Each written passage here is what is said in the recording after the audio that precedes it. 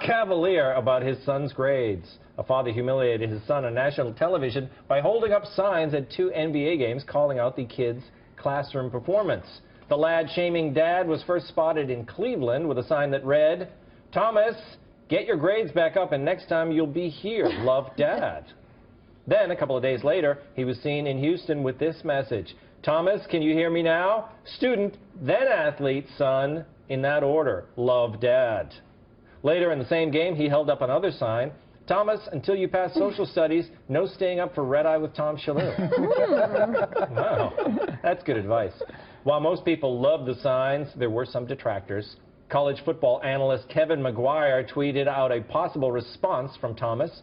"Maybe if Dad wasn't spending time making a poster for an NBA game and helping me with my homework instead, I'd have better grades. Thomas." Wow, Bill, I don't know about this guy, Kevin. Something tells me he doesn't have kids.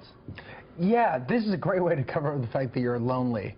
I actually hold these things up whenever I'm at the movies alone. Like, hey, wife, you would be here too if it wasn't for your bad cooking.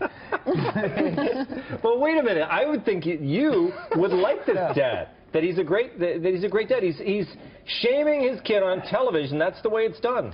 Well, see, that's fine, but I have daughters, so I really can't relate. I'm not going to show up to SpongeBob Live like, "I'm here alone," because my kids got poor grades, not because I'm creepy. Did you go to SpongeBob Live? No comment, Tom. No, yeah. Wildcrats? Wildcrats is a great show. Wildcrats is a good show. Yeah. And the restraining order stands. Okay, Dave, what do you think of this guy? Good dad or great dad? That's your only choice. I'm going to go good dad, but yeah. I don't think that he's a good dad or a good mom, because actually the mom is a few feet away holding up a sign about how much child support he owes.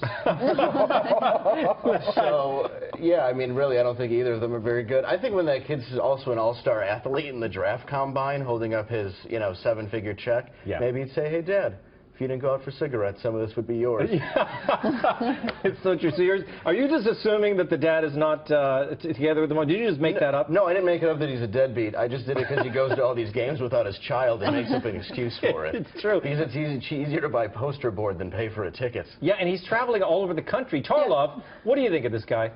I thought it was really funny, actually. He should help with homework as well. Yeah. Wait, I don't know why. Dad shouldn't help with homework. The kid should do his own homework. Okay, well then you meant to say parents shouldn't help with homework, not just dads, right? Yeah, well... So it's not like mom duty. My kids are always coming to me, help me with this, and I say, work it out. Figure it out yourself. Figure it out. I put you in school. I gave you life. I mean, but sometimes a kid needs some help. Yeah, my parents helped me with my homework. Mine did. And Jessica is totally right. This shouldn't be mom duty because women are less intelligent. Yeah. And here we are. If it's home ec class, then that would be fine.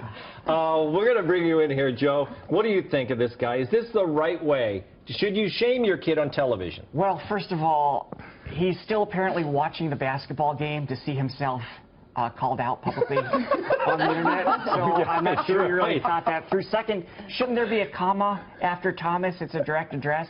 Andy, could you check that for me at halftime? Yeah. Thomas, can you hear me now? Yeah, maybe. Maybe there should be.